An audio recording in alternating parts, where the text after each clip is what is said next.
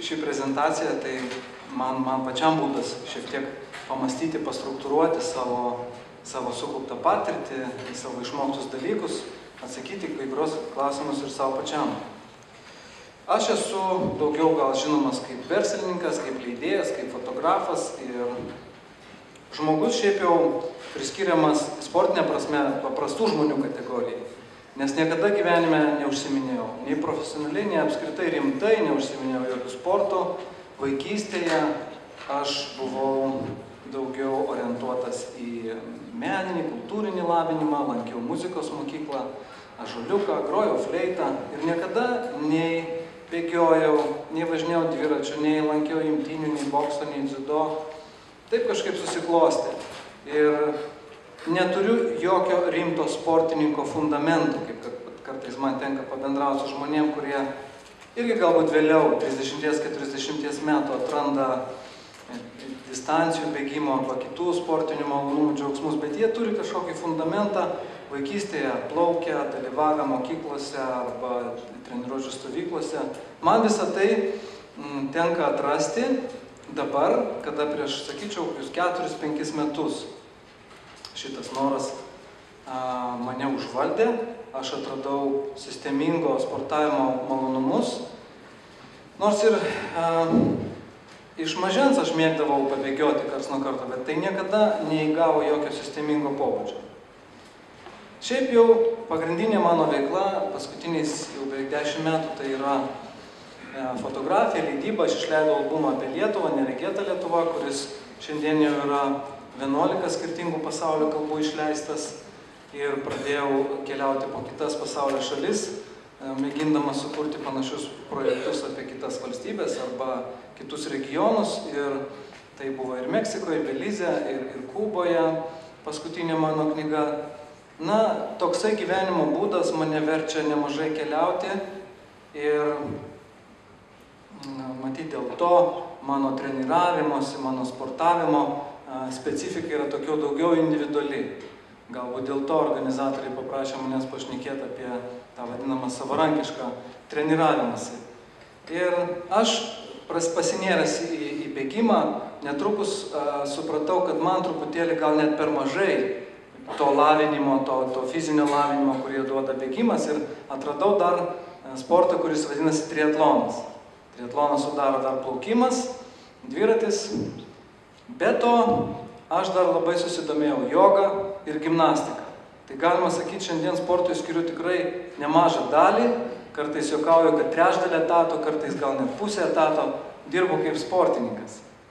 Ir, savarankiškas treniravimas jis yra žinoma labai įdomu, bet keliaujant arba pasitaikant progom, aš visą laiką pasižiūriu, kur galėčiau sudalyvauti kokiose varžybose, nes tai yra įdomus būdas palyginti save su kitais, įdomus būdas pasistiebti ir pabendrauti su bendraminčiais. Tai padariau sąrašėlį, kur, kada per paskutinius keletą metų, kada per pirmąjį savo maratoną bėgau 13 metų sausio mėnesį, ir va taip ir 13 ir 14 metais pakankamai daug susidarė tų ir bėgimų, ir triatlonų, ir įvairiausių bėgimų su kliūtimis.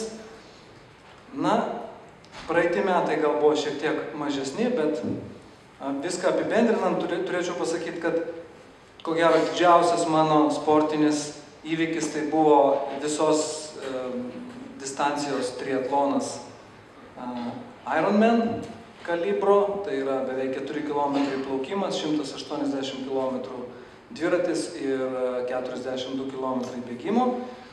Jų organizuojama yra įvairiose pasaulio šalyse ir neseniai prisijungė ir estai turi Ironmaną.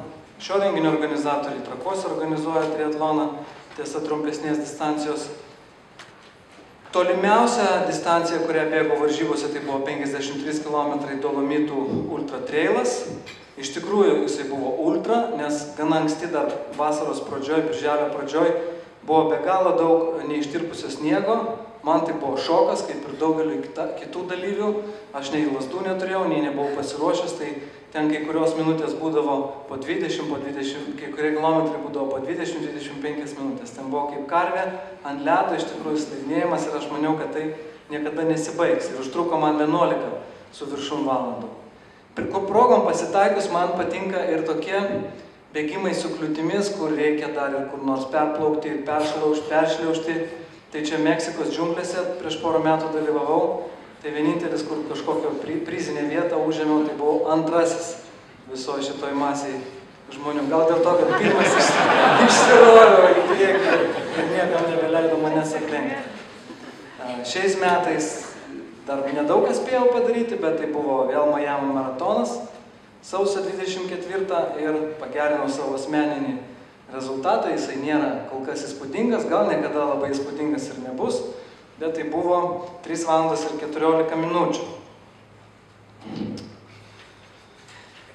Taip, pats didžiausias atstumas, kurį bėgau, tiesa ne per varžybas, tai buvo 63 km. Aš taip vadinu nuo tėvų iki Uošvių, nes tėvai gyvena Trakų rajone, Uošviai Vilniaus šiauriniai daly Balsiuose ir susidarė 63 km, kuriuos per 7 valandas nubėgau. Kadangi turiu 4 vaikus ir tikrai daug laiko užima tas mano dar kitas pusė etato, tai yra kaip šeimos galva ir tėvas. Ir tos nuolatinės kelionės ir darbai, įvairios parodos, tas man neleidžia normalios turėti sportinės treniruočio rutinos. Todėl susikūriau savo sistemą, kurią nuolat tobulinu, kurią nuolat adaptuoju ir kaip tą treniruotės organizuotis pačiam. Šeima, žinoma, ne tik palaiko ir remia, bet ir dalyvauja, ir mano vaikai įsitraukia, bet ir Bebro kelyje, ir Vilniaus maratone, ir kur galim auga, sportuoja. Aš labai džiaugiuosi, kad galiu rodyti jiems tokį pavyzdį. Kartais aš trenerių pagalbomis ir pasinaudoju, susidarius progai, kažkur tai, jeigu aš randu, sakykime, kelionėse gal daugiau tai buvo. Tailande turiu suradęs labai gerą jogos trenerį, kuris man davė pagrindus aštanga jogą, Floridoje ir Australijoje aš šiek tiek dirbu su plaukimo treneriais, nes ten labai stiprios yra tradicijos ir stiprios mokyklos. Bet dauguma vis dėlto tų bėgimų ir tų varžybų yra individualios. Bet žinoma, tai, ką Ignas minėjo, pabendravimas yra tikrai nuostabus dalykas. Ir su to pačiu Ignu esame bėgioję ir kartais prisijungti prie kokio bėgikų klubo yra tikrai didžiulis džiaugsmas. Na, o bėgiojant savarankiškai, klausimas galbūt, nuo kurio norėčiau pradėti, tai yra, kas apskritai motyvuoja imtis viso to, kas įkvepia pradėti, nes kiekvienas iš mūsų išgyvena tą momentą. Jeigu iš vaikystės nėra profesionaliai ruošiamas būti sportininku, tai anksčiau ir vėliau ateina tas momentas, dėl kurio paskui perkame bilietą ir ateina į panašų renginį kaip šiandien, pasiklausyti kitų bėgikų patarimų. Kodėl verta apskritai pradėti? Aš manau, kad kiekvienas žmogus privalo judėti, yra įvairūs skaičiavimai, bet jeigu mes atsižvelgsim į savo 100-tūkstantmetę, milijonų metų priešistorę ir suvoksime, kad mes taip pat esame kaip ir kolegos kiti gyvūnai, kuri visi juda, kažką krapšto, dirba, renka maistą, ieško jo, tai vadinasi, mes negalim tiesiog sėdėti automobilyje, liftu pakilti ir grįžti namo. Mes turim kiekvieną dieną kažką tai nuveikti. Ir yra skaičiuojama, kad žmogus per dieną turėtų nubėgti apie 10-15 km. Tai yra išskaičiuota, remiantis žmogaus metabolizmo ir tomis gentimis, kurios dar gyvena kai kur labai pirmykščiomis sąlygomis. Tai aš galvoju, kad bėgimas, kaip toksai sportas, visiems labai prieinamas, labai paprastas, yra puikus būdas pasiekti tą kvotą. Žinoma, galime mes ir vaikščioti, ir laiptais lipti į darbą, bet nepaprastai sveikas dalykas yra turėti tokį aerobinio sporto pomėgį. Tai yra natūralus, įgimtas mums dalykas ir čia matau daug veidų, kurie dažnai bėgioja ir yra pajutę tą jausmą, pasitenkinimo, angliškai vadinasi tas runner's high, tai yra vos ne ekstazė tokia, kaip nuo kažkokių natūralių narkotikų pajuntama. Kai tu bėgi gražioj gamtoj, gražioj aplinkoj, matydamas tave džiuginantį vaizdą, jausdamas savo organizmo galimybės, kad tu esi laisvas judėti, tu pamatai tos vaizdus, tu kvėpuoji gryną orą, tu gauni saulės spindulius, kurie generuoja tą patį vitaminą D ir tau nereikės gerti nei papildų, nei pirkti tų piliulių. Bėgimas stiprina širdį, stiprina kraujagyslių ir plaučių sistemą. Kai kas bijo to to smūgio, kurį kiekvienu žingsniu mes patirime, bet iš tikrųjų kiekvienas tas smūgis mus stiprina ir bėgimas galų gale sustiprina ir mūsų skeletus, ir mūsų kaulus. Bėgimas išvalo sunkes mintis. Jeigu ne per didelis krūvis ir dar tų minčių lieka, tai jos gali būti pačios įvairiausios, tai yra unikalus laikas mums pabūti patiems su savimi. Aišku, kad bėgimas degina ir riebalus, ir padeda numesti svorio, ir padeda palaikyti tinkamą riebalų procentą kūne, jeigu jau kalbame ne apie svorio metimą, bet kalbame apie palaikymą kažkokio nedidelio riebalų kiekio žmonėms, kurie orientuoti į kuo mažesnę masę. Aš manau, kad ir pats esu atradęs iš savo patirties, kad bėgimas yra puikus būdas atsikratyti priklausomybių. Kai kurie sako, kad bėgimas pats yra priklausomybė.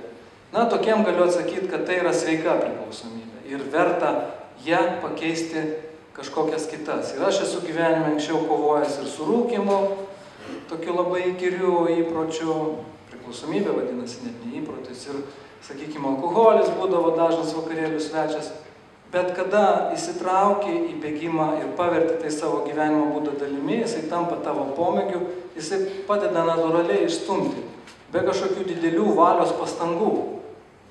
Aš dar prisimenu kažkokį epizodą, kai aš ir tais bėgiodavau, paskui atsisėdęs prie pusryčių, išgerdavau kavos ir parūkydavau, bet tas etapas ilgai netruko, nes tai buvo kažkoks nesusipratimas. Tiesiog natūraliai tu nebegali. Ir tai dingsta iš tavo gyvenimo. Aišku, ir tai puikus pavyzdys vaikams, kas turi šeimą ir žino, kad mes galim vaikams šnekėti, ką mes norim, bet jie tik tai, ką mato, kad mes darome. Bėgimas, aišku, padeda susirasti naujų draugų, sustiprinti jau esamą draugystę. Žinoma, čia galima ir šiek tiek padaryti tokį perspėjimą, kad žmogui, kuris niekada gyvenime nebėgiojęs, žmogui, kuris turi didesnį viršsvorį arba turi kokių nors disproporcijų, sakykime, asimetriškai veikiančius pagrindinius raumenis, kojų raumenis, sakykime, kažkur tai pasisukusius arba trapesnius kaulus arba minkštesnius pažeistus sąnarius, reikėtų su to bėgimu pradėti draugauti atsargiai. Ir kai daugiau sveriantis žmogus sako, aš norėčiau pradėti bėgti ir tokiu būdu numesti svorį, aš galvoju, kad į tai reikia žiūrėti atsargiai. Pirmiausia, tą svorį pasistengti mažinti kitais būdais. Ir mitybos specialistai daugelis taip pat, ir tas klausimas, kuris čia prieš mane kalbėjęs pranešėjas, sakė, kas svarbiau, ar sportas, ar mityba, tai mityba vis dėlto sudaro labai svarbų vaidmenį. Ir faktas, kad norint numesti svorio, liaudiškai tariant, reikia kibirų mažiau per dieną suėsti. Pradėti nuo to ir vėliau galbūt pradėti greičiau vaikščioti, užsiimti kitais dalykais, minti dviratį, bet jau kai yra rimtas viršsvoris, tai bėgiojimas gali būti pavojingas. Na, aš labai mėgstu gyvenime studijuoti tos dalykus, kuriais užsiimu, gilintis į juos, skaityti knygas, kalbėti su specialistais, daryti tyrimus įvairius. Ir tas studijavimas knygų man labai daug padėjo ir kitose gyvenimo srityse išmokti kalbas, ir anglų, ir ispanų, ir programavimo, ir fotografiją, kinematografiją. Ir štai, kai aš pradėjau užsiiminėti sportais, pradėjau, žinoma, skaityti ir knygas. Ir ką aš supratau, kad bėgimui reikalingos tam tikros prielaidos, kurias jeigu žmogus 30-40 metų pragyvena dirbdamas sėslų darbą, tų prielaidų gali ir nebūti. Tai yra visų pirma, dėl sėdimo darbo sukiužta pilvo raumenis, sukiužta užpakalio raumenis, žmogus nebeturi pakankamai lankstumo šitoje dalyje, iliopsoas raumenų, keturgalvių priešakinių raumenų dalyje. Ir tikras sveikas bėgimas tai yra toks, kada kelias pernelyg daug į priekį neišnešamas. Tai yra svorio centras lieka, mes neiškeliame per daug į priekį savo kojų, o paliekame jas po savo svorio centru. Tokiais mažesniais, kompaktiškais žingsniais, kurie nebūtinai yra trumpi, bet jų ilgis driekiasi atgal.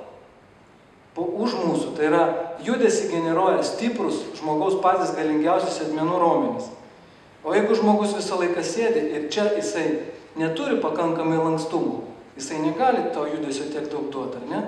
Kitas dalykas, avalynė, kurią mes naudojame, turi tos paminkštinimus. Jinai mus skatina ramia sąžinę tą koją dėti priekį. Aš netgi mačiau čia foje, kur stovi porą gražių manekenų, sportiškų tokių pasvirusių su drabužiais. Jie irgi labai smarkiai tas kojas į priekį yra išmetę. O aš po truputį atradau, kad norint neapkrauti ir neturėti skausmingų kelių ir netraumuoti jų, tas judesys turi driektis už nugaros. Ko tam reikia dar papildomai? Reikalingas ir lankstumas kulkšnių šitos dalies. Ir ypač tas yra svarbu bėgant į kalną, nes kitaip teks remtis tik tai kojos priekį. O kad tas lankstumas atsirastų, labai padeda joga. Ir taip visa ta kombinacija mano tų sportavimo atsirado. Po kiekvienos rimtesnės treniruotės aš stengiuosi iki valandos netgi praleisti darydamas įvairius jogos pratimus.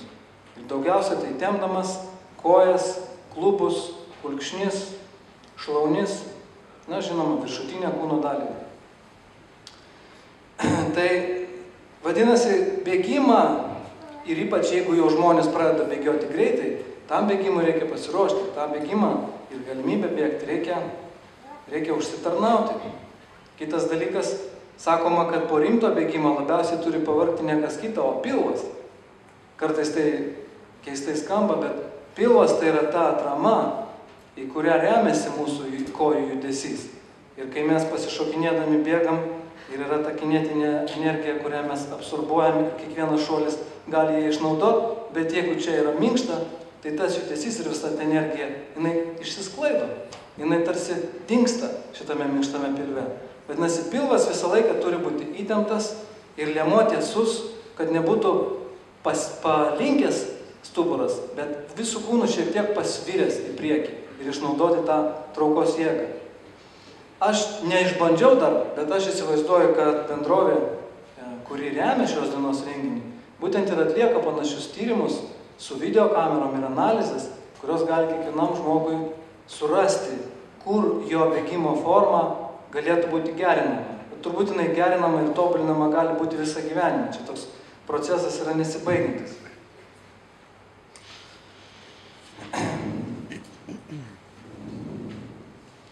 Dar vienas dalykas, kurį aš atradau iš savo patirties, kuris man iš knygų ir specialistų patarimų skambėjo labai abstrakčiai, tai yra ta poilsio svarba.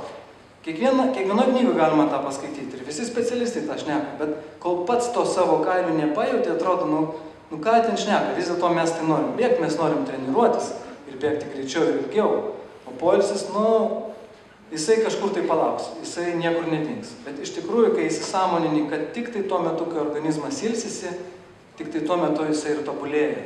Tik tai tada, kada mes po rimtos treniruotės padarom gerą poilsį, organizmas atsistato, jisai stiprėja, vyksta superkompensacija ir kitą kartą mes jau bėgsime stipriau, ar greičiau, arba mažiau pavargsime. Ir aš pradėjau kitaip planuoti savo treniruotės ir savo sportus, galbūt daryti mažiau treniruočių, jų daugiau stipresnių ir tada daryti tarp jų pauzes ir pertraukas. Ir aš manau, kad tai kiekvieno bėgiko, kiekvieno sportininko atradimų yra kelyje, susivokimas, kokia svarbi dalis yra tas poilsis ir atsistatymas. Ir kad kitą kartą galbūt netgi nuo jo ir reikia pradėti. Pirmiausia, susigalvoti, kiek per savaitę bus poilsio dienų ir tik tai tada aplinkui jas dėlioti savo treniruotės. Ypač, jeigu kaip mano atveju tai yra ne tik bėgimas, tai yra triatlonas ir dar reikia rasti būdą integruoti dviračio mynimo treniruotės ir plaukimo treniruotės ir gimnastiką ir visą kitą. Dabar, kas yra treniruotė ir kas yra mankšta, čia toks klausimas kartais. Tai nėra tas pats dalykas. Ir čia noriu paliesti tokį įdomų dalyką, tokią temą. Kam mes pradedam bėgti, bent jau kam aš pradėjau bėgti, aš paminėjau. Tai supratimas, kad apskritai tai daro mums gerą, daugybė privalumų. Tikiuosi, kad tai tęsis visą likusį mano gyvenimą. Aš turiu tokią svajonę, kasmet per savo gimtadienį, birželio mėnesį, nubėgti tiek kilometrų, kiek man sukanka metų. Ir šiais metais jau bėgsiu 43. Ir kad tai tęstųsi iki 80 metų. O po to skaitliuką sukti atgal. Tai yra apie 81, 79, 82, 78 ir taip toliau. Tai žiūrint į šitą užsiėmimą tokios ilgalaikės perspektyvos kontekste, aišku, kad tu visą laiką negali treniruotis ir tu visą laiką negali būti top formos. Nes išeitum iš proto ir nuvarytum save tiesiog į grabą tiesioginę to žodžio prasme. Pasiruošimas kažkokiom varžybom yra dalykas, kuris trunka keletą mėnesių, pasiruošiai ir tada reikia atsigauti. Aš dabar galvoju, kad, net nežinau, ar aš ten daug galėsiu iš tų savo 3 valandų ir 14 minučių jau pagreitinti, turint galvoju, kad tiek užsiėmiau daug kitų sportų, bet kaip ir Ignas sakė labai teisingai, nereikia tikrai persistengti. Galbūt tai yra natūralūs ciklai, kada siekiant paįvairinti tą rutiną, jeigu taip kiekvieną dieną bėgioji, ir nebežinai, ar čia dar tave tas dalykas džiugina ar nedžiugina, tada įnešti įvairovės, susirandant kažkokių mikro uždavinių. Sakykime, šiais metais Vilniaus maratone bėgsiu ir nepavargsiu. Arba aplenksiu savo draugą Petrą. Arba mano tikslas yra pagerinti VO2 max rodiklį. Atsakykime, kiekvienais metais nueinu į sportininkų tyrimo laboratoriją, pasidarau tyrimą ir išsikeliu savo tokį uždavinį. Arba galbūt nubėgsiu 1 kilometrą per 2,5 minutės. Tų tikslų gali būti labai įvairių ir sveika juos turėti, aš galvoju, yra naudinga. Gal kartais reikia paleisti laikotarpį 2-3 mėnesių, kada tu tiesiog atsigauni, bėgi savo malonumui, be jokių matavimo prietaisų, be jokių laikrodžių. O kai jauti, kad esi pasiruošęs kažkokiam naujam iššūkiui, jį susirandi, pradedi kryptingai jam ruoštis. Nes tas pasiruošimas, jisai truputį priverčia ir paįvairinti pačias treniruotės. Sakykime, aš kur išskiriu mankštą nuo treniruotės, skiriasi tuo, kad treniruotė turi labai savo aiškę struktūrą, progresiją ir tikslus. O mankšta tai yra tai, ką mes tiesiog rutiniškai galim padaryti kiekvieną dieną, kad būtume ryte žvalesni ir gerai jaustumės. Ir čia nieko blogo. Sakykime, yra atsipalaidavimo laikotarpis 2-3 mėnesiai, išsikeliam uždavinį 4 kartus per savaitę, rytais prasibėg po 10 km. Ir tiek. Tai yra puikiai mankšta, geras būdas pradėti dieną, suprakaituoti, kad duše būtų ką nusiprausti, ar ne, arba kažkokį apetitą užsitarnauti. Dar apie mitybą kalbant, kažkaip norėjau aš to gal ir išvengti, ir neišsiplėsti, bet labai įdomi buvo čia prieš tai prezentacija. Aš pats jau 4 metai kaip esu veganas ir valgau vien tik tai augalinį maistą. Bet kažkaip esu nustatęs, kad žmogus yra tokia būtybė, kur labai moka prisitaikyti. Ir kai klausia, tai kaip tavo raumenys nesunyksta, kaip tu tos po 12 valandų maratonus bėgi ir Ironmanus, bet iš riešutų ir iš įvairiausių sėklų ir daržovių ir vaisių galima tikrai labai daug gauti medžiagų ir vitaminų. Tiesiog kiekvienas randa savo tuos būdus. Tai kadangi, kaip minėjau, mano tikslas yra bėgti visą likusį gyvenimą, aš apskritai stengiuosi ir per tas varžybas naudoti normalų maistą. Iš pradžių aš dar eksperimentuodavau su tokiais dželiais ir tais papildomais gėrimais, bet vėliau aš supratau, kad organizmui priprantant prie bėgimo, tie energetiniai poreikiai, jie labai sumažėja.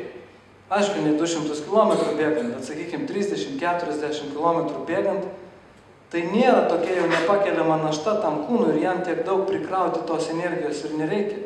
Ir paskutiniais jau 1,5-2 metai aš maratonus bėgu tik tai su porą datulių. Atradau, kad datulės, tokios didelės, sultingos datulės, čia reikia paieškoti, ne visose parduotuvėse jas parduoda. Jos turi labai daug energijos ir jos gana lengvai yra pasisavinamos, nes ten tikrai daug natūralaus cukraus, fruktozės aišku. Įimi ją skeli per pusę, bėgdamas truputėlį sulėtinį tempą, ramiai ją susikrantai, kad gerai susimaišytų su selėm, nuryji, dar paskui čiumpi kažkur tai vandens ir viskas. Ir nereikia jokių, aš nesakau, kad blogai tie visi dželiukai ir ypatingai didelį tempą darant, kada tu net nebeturi laiko normaliai krantyti. Ir gali būti netyčia, man ir taip yra vieną kartą buvę, kada esi toks pavargęs, kad normaliai nesukramtai to maisto, jį praryji dar didesnių kąsnių ir jisai staiga sustoja pilve. Ir gaunasi spazmas, ir sutrinka visas kvėpavimas, diafragma, pervargsta ir, aišku, kai su tai vadinama pompa šonė jau labai toli stipriai nebenubėgsi. Tai su maistu yra taip, kita dar specifika mano treniruočio yra tai, kad aš labai mėgstu būti ankstyvas paukštis. Aš keliuosi anksti, dažnai ir 5 kokią valandą, nes, kaip minėjau, turiu šeimą ir labai noriu, kol šeimas atsibunda ir man reikia su jais jau juos vežti į mokyklą, jau būti pasportavęs. Tai nuo 5 aš pradedu, nuo 5 iki 7 pasportuoju, tada su vaikais ir prasideda dienos darbai. Aišku, norint 5 keltis ir sportuoti, atitinkamai reikia eiti anksčiau miegoti. Bet kai turi mažus vaikus, tai labai yra gera motyvacija. Paskaitai jam pasaką 8:30 ir 9, žiūrėk, ir pats jau kaip vienuolis guli ir ramiai miegi. Na, Lietuvoje, žinoma, nuo spalio pabaigos iki dabar praktiškai 5 ryto yra tamsu. Ir dažnai būna ir šlapia, ir drėgna, ir šalta, ir pučia vėjas. Ir kiekvieną dieną, nežinau, koks turi būti psichomonstras, kad kiekvieną dieną prisivers save su prožektoriumi ant galvos, išlėkti tenais šlapdribai krentant, tai aš kitaip tą klausimą išsprendžiau. Aš turiu namuose įsitaisęs bėgimo takelį ir stacionarų dviratį, kad pramaišiui galėčiau tas treniruotę, susijungęs teliką, pasidaręs ausinės, aš pasileidžiu CNN arba kokį filmą, jeigu ten 3 valandų bėgimą darau kokią treniruotę. Ir ant takelio, patikėkit, galima rasti savus džiaugsmus. Sakoma, šuo ir karimas pripranta ir, žinoma, niekas nepralenks tikro bėgimo lauke, pučiant gaiviam vėjeliui, kur nors nuokalniai pasileidus, tai yra tikrai fantastika. Niekas nebūtų. Bet takelis tam tikrų metų laikų, tam tikrom aplinkybėmis turi daug pliusų, sakykime, tai, kad tu nusistatai tikslų tempą. Aišku, geras patarimas yra visą laiką naudoti 1,5 procento įkalnę, kad savęs neapgaudinėtum, kadangi ant takelio bėgti yra lengviau. Tai jeigu tu visą žiemą atbėgioji ant takelio ir jau matai, kad tu čia varai apie 13-14 km per valandą, pavasarį išbėgęs lauką gali nemaloniai nustebti, nes tokio greičio neišspausi. Tai jeigu bėgioji nusistatęs tą 1,5 procento, tai maždaug gali paskui atitikti ir nebus to siurprizų. Bet va daryti progresiją, sakykime, vieną savaitę bėgiai nusistatęs 2 treniruotės po 10 km, bėgdamas, sakykime, 13 km per valandą greičiu. Jau jautiesi komfortiškai, kitą savaitę didini 13,2. Gamtoj natūraliai truputėlį sunku, netgi su visais matuokliais, tą momentinį tavo greitį labai sunkiai parodo. O takelis yra toks dalykas patikimas. Jisai sukasi tokiu greičiu, kokiu jisai sukasi. Na, kalbant apie kitas motyvacijos priemonės ir visokius žaislus, aš šiaip tai mėgstu technologiją, ir prietaisus, ir kompiuterius, bet, na, manau, kad reikia jais neužsižaisti. Ir karts nuo karto būtinai padaryti treniruotės, tiesiog viską palikus namie, nei telefono, nei jokių ausinių, nei pulso matuoklį, tiesiog bėgti ir mėgautis. Nes nepamiršti, kasgi yra svarbiausia. Svarbiausia tai yra bėgimo malonumas. O prietaisų šiais laikais sugalvota daug ir naudingų, ir jų vis daugėja. Neseniai nusipirkau tokį aparatą, kuris vadinasi Power Metras bėgikams, kas jau 10 metų tapo įprasta dviratininkams bėgti, minti ir žinoti, kiek tų vatų mini. Tai dabar viena kompanija sukonstravo tokį diržą, kuris pagal akselerometro, pagal greitį tų smūgių ir tankį išskaičiuoja, kiek tų vatų bėgi. Labai įdomus eksperimentas. Mačiau, bet dar neišbandžiau tokį prietaisą, dedasi vidpadžiai į batus. Ir ten yra daugybė daviklių matrica, kurie skaičiuoja ir dėlioja, kuria dalimi pėdos jūs remiatės. Ir ar jūs supinuojat ar pronuojat. Vėl tokie niuansai, kur kiekvienas tada neidamas į laboratoriją gali pasidaryti tos tyrimus. Yra daugybė kitų, sakykime, netgi laktato slenksčio matuokliai dabar pasidarė prieinami, kadangi anksčiau tai būdavo, tu turi durtis, imti kraują ir žiūrėti. Dabar sukonstravo prietaisą, kur dedasi tokia kaip kišenė ant blauzdos ir jinai jau tos vadinamos Near Infrared Light Technology. Nėra jokios invazijos, nebėra. Tiesiog lemputė šviečia, jos išskaičiuoja, kokia yra kraujyje deguonies procentas, oksidacija ir pagal tai, koks yra laktato kiekis kraujyje.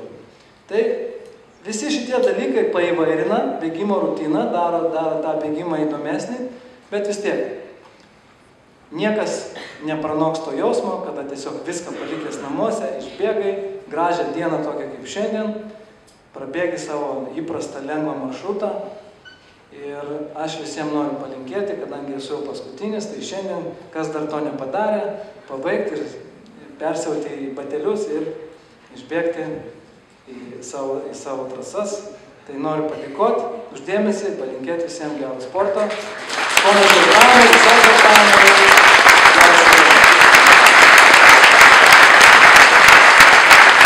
Ačiū labai, Mariui. Kaip visada, galbūt turite Mariui klausimų kažkokių apie treniravimąsi savarankiškai, ar šiaip iš jo profesinių kažkokių pusių. Mariau, turiu čia tokį radau 2 netitikimus tavo prezentacijoje. Dažniausiai žmonės bėga iš uošvių pas tėvus, o tu bėgai iš tėvų pas uošvius. Ir antras susijęs su to pačiu, kad tau dar atrodo, kad nėra 60+ metų. Tai vat, kas privertė nubėgti tą ilgiausią atstumą, kokį tu bėgai? Man labai pasisekė, kad turiu nuostabius uošvius tikrai. Jau juos labai myliu ir lankom kiekvieną savaitgalį. Mano tėvas ir paskui mano uošvis. Tai čia tik didelis džiaugsmas, kiekvienas vyras tą žino. Kai anekdotai apie blogą uošvinį jam negalioja, tai vienas iš didžiausių gyvenimo yra malonumų.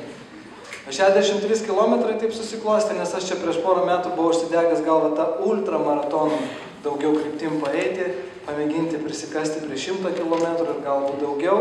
Ir darydavau tas treniruotės paskui, realiai įvertinau, kiek tai suėstų man laiko, dar įvertinant pasiruošimus tiem triatlonam ir kol kas aš tuos planus pristabdžiau. Tai turbūt nepretenduosiu dabar į jūsų varžybą. Tai aš antros dalies neklausiu, norėjau paklausti, ar galėtum čia pažadėtum, kad apbėgsi kažkada apie Mont Blaną? Ai, Mont Blanas tai labai ten tik pagal kvalifikacijas priima, ne? Čia nelengvai papulsi. Manau, be problemų. Nu, bet tu turi bėgti tos įskaitinius, kur taip kaip ir į Bostono maratoną negali šiaip savo, arba į Konos Ironmaną negali, turi surinkti taškus. Nu, reiktų užsiimti ir padaryti. Gal vėliau, gal kai vaikai truputį palas. Ačiū. Ir ar turim dar klausimų?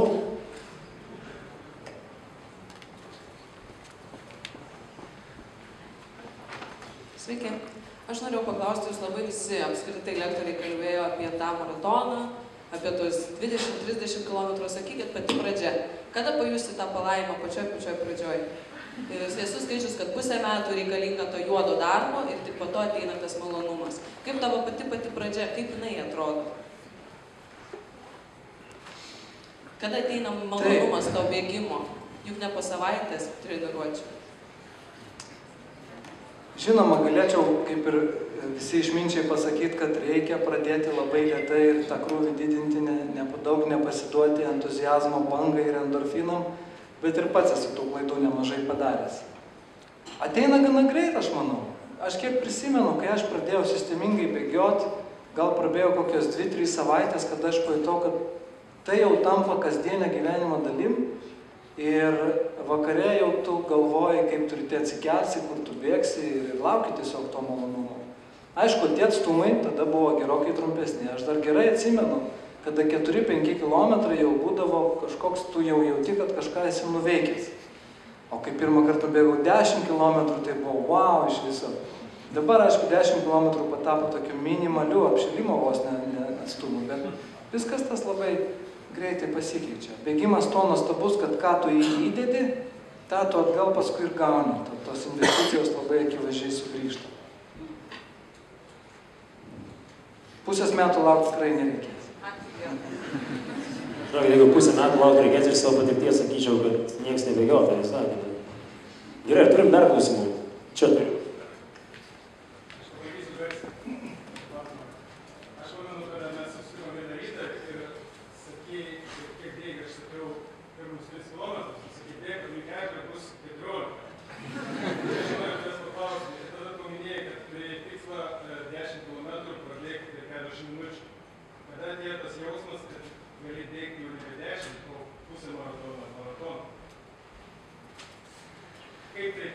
Taip.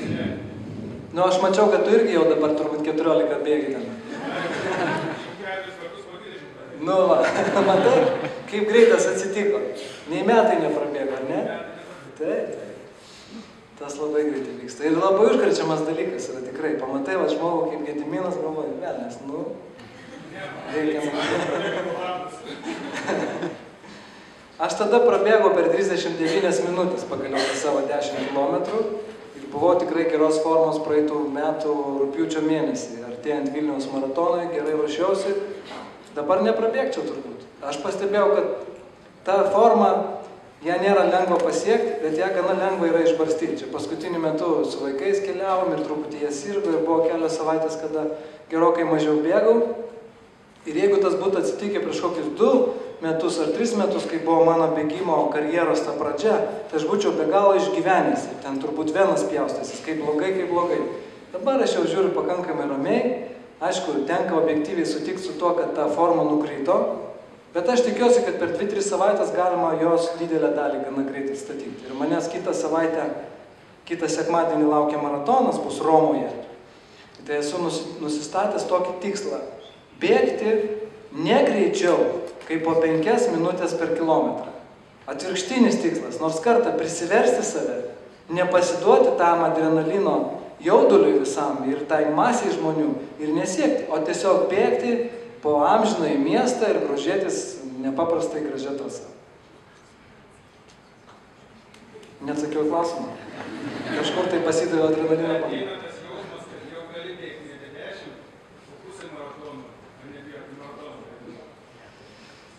Jo, jausmas tai jis gana greit ateina, aišku, jis turi tendenciją būti apgaulingas ir aš manau, kad geras būdas jį kontroliuoti, tai kai tas jausmas ateina, užsiregistruoti į kokį nors renginį, kuris yra, dar po kelių mėnesių, dėl šventos ramybės. Atėjo tas jausmas, aš atsimenu, imsiuosi pirmą maratoną, tai buvo gal vasara ir pamačiau, kad pagal mano kelionių planus sausio mėnesį bus maratonas Miami. Ir užsiregistravau, likus dar pusmečiui. Ir tada kažkaip tai dar pusmetį tu gali ruoštis, su tą mintim gyventi ir aš manau, kad skubėtai tikrai neverta. Jau geriau lėčiau, bet tvirčiau. Svarbiausia išvengti traumų, nes tada keliam mėnesiam galima smarkiai iškristi. Aš tiesą sakant irgi tokią klaidą esu padaręs, kada pradėjau domėtis daugiau bėgimo techniką ir nusprendžiau, kad pereisiu prie tų vadinamų baso bėgimo, minimalistinio bėgimo, padariau tipinę klaidą. Tos pačius atstumus 20-25 km, kuriuos bėgiodavau, staiga pradėjau bėgti basom. Tai yra labai didelė klaida. Ir jeigu jūs domėsitės tais minimalistiniais bateliais arba bėgiojimu basam, tai reikia pradėti praktiškai iš naujo tos atstumus didinti. Ir aš įsitaisiau iš karto tą vadinamą kairiosios pėdos jungimo jaudinę fastitą. Tai yra dalykas, kurį labai sunku išsigydyti. Metus, pusantrų gali trukti tie skausmai. Tai keičiant techniką nereikia skubėti. Reikia pokyčius daryti po truputėlį. Gerai, turim klausimą dar čia. Klausimas dėl triatlono. Dažnai yra sakoma, jog triatlonas yra laimimas dviračiu ir pralaimimas bėgant. Tai kuri rungtis jums pati, sakykime, mėgstamiausia ir kaip sekasi suderinti visą sporto rungtis? Galiu tvirtai pasakyti, kad kol kas iš tų 3 disciplinų esu stipriausias bėgikas ir kai aš atvažiuoju, kai atplaukiu ir atbėgu į tą tranzito zoną, jau daug kas būna išvažiavęs su dviračiais. Kai parvažiuoju, dauguma jau būna parvažiavę ir išbėgi. Bet jau kai pradedam bėgti, tada praktiškai aš jau visus lenkiu. Tai man yra stipriausia ta dalis ir aš save tik tai ir to godžiu, kai važiuoju dviračiu ir kažkas mane lenkia, galvoju, nieko, mes dar susitiksim vienas. Bet labai norėčiau pagerinti ir kitas disciplinas, aišku. Tiesiog bėgimas, kaip jau šnekėta, yra labai paprasta visiems priimtina forma ir jeigu tu, kur tu beatsiduri, ar kelionės, ar vėl, tai ten baseino nėra, tai ten dviračio negali nusivežti, o bėgimas jisai visur. Ar tu Vilniuje, ar tu kažkur tai komandiruotė, atsikeli ir gali rasti galimybę. Ir tas treniruotės daug lengviau yra jų nepertraukti.